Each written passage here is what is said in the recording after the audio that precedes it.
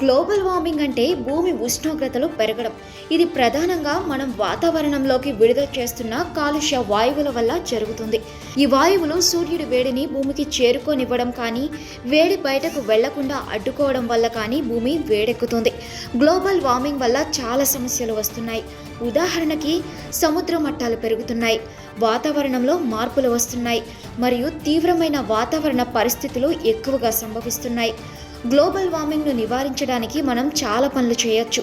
ఉదాహరణకి మనం శిలాజ ఇంధనాల వాడకాన్ని తగ్గించవచ్చు, పునరుత్పాదక ఇంధనాలను ఎక్కువగా వాడవచ్చు, మరియు మనం వినియోగించే వస్తువులను తగ్గించుకోవచ్చు.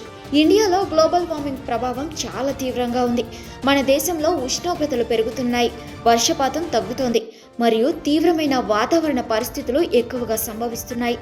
ఈ మార్పులు మన జీవితాలను చాలా రకాలుగా ప్రభావితం చేస్తున్నాయి. ఉదాహరణకి వ్యవసాయం కష్టతరమవుతుంది, నీటి కొరత ఎక్కువగా ఉంది, మరియు ఆరోగ్య సమస్యలు పెరుగుతున్నాయి. ఇండియాలో గ్లోబల్ వార్మింగ్ ప్రభావాలను తగ్గించడానికి మనం చాలా పనులు చేయొచ్చు.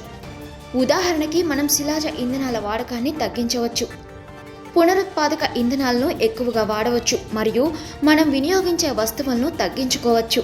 మనం మన ఇళ్లను శక్తి సామర్థ్యంగా మార్చుకోవచ్చు, మరియు మనం ప్రయాణించే విధానాన్ని మార్చుకోవచ్చు.